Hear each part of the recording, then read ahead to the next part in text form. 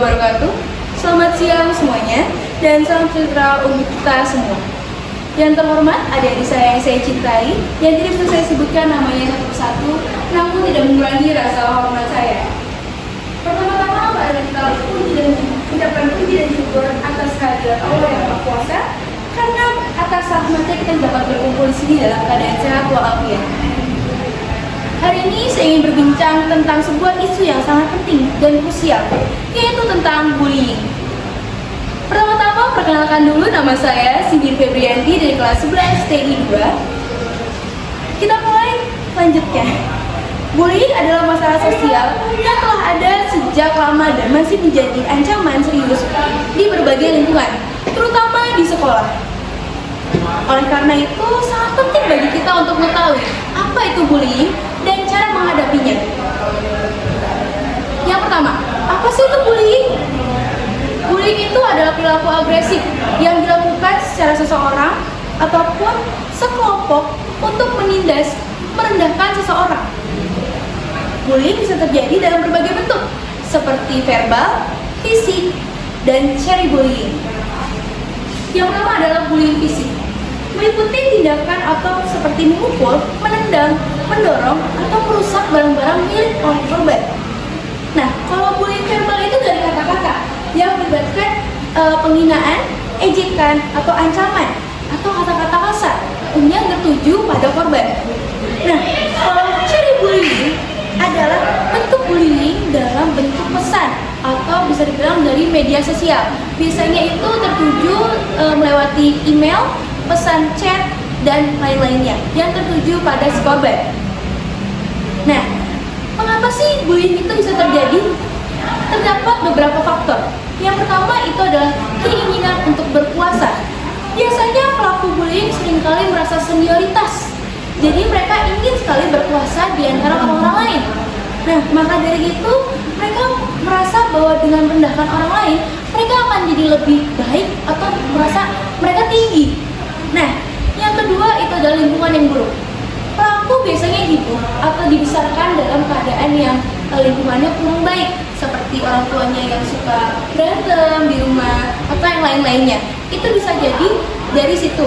Dan mengapa mereka bisa melakukan bullying? Karena mereka sudah terbiasa untuk melihat tindakan yang tidak kurang pantas, seperti intimidasi atau mengata-ngatain.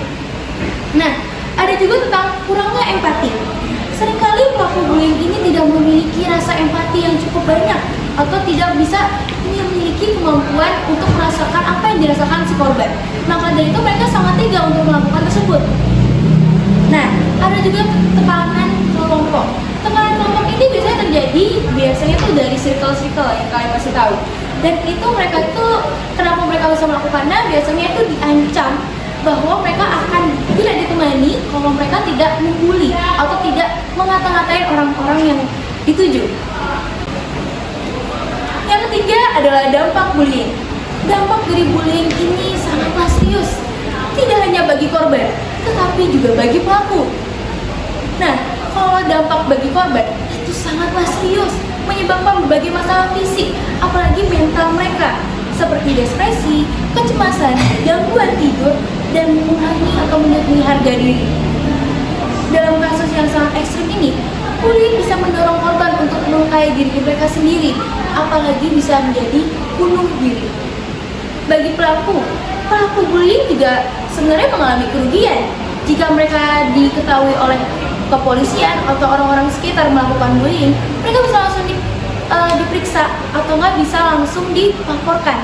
Dan itu juga merugikan mereka karena terdapat undang-undangnya dan mereka akan ditahan ataupun diberikan edukasi yang akan melakukan diri mereka sendiri. Nah, cara-cara mengatasi bullying.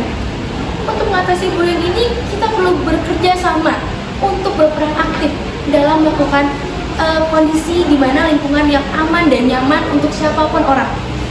Nah, kita harus edukasi dan kesadaran diri. Penting bagi kita untuk terus mengedukasi diri kita sendiri maupun orang lain, pengetahuan yang baik mengenai apa itu bullying. lalu adanya sifat empati dan kepedulian.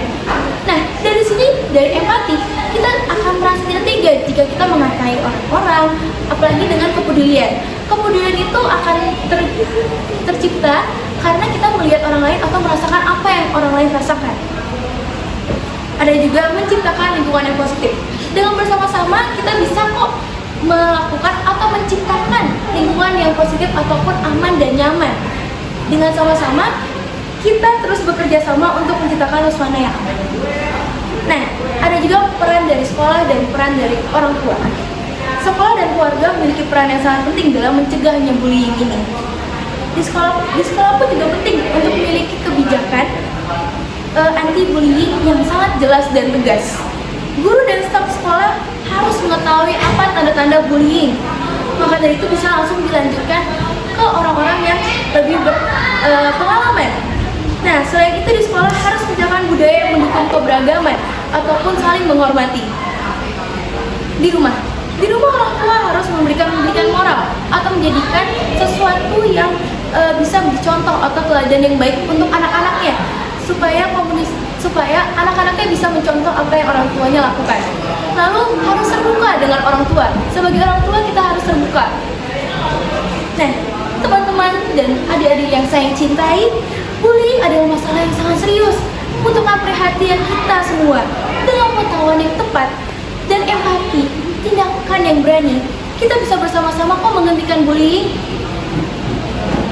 Mulai dari diri kita sendiri untuk melalui perilaku baik, menghormati orang lain, dan menolak segala perilaku yang kekerasan atau mengintimidasi.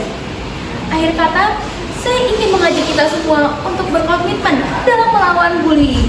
Jangan biarkan kekerasan dan orang lain. Mari kita bersama-sama menciptakan dunia yang harmonis dan nyaman. Dan wassalamualaikum warahmatullahi wabarakatuh.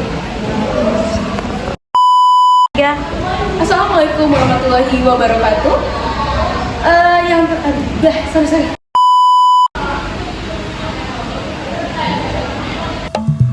Aku ingin begini, aku ingin begitu, ingin ini, ingin itu, banyak sekali.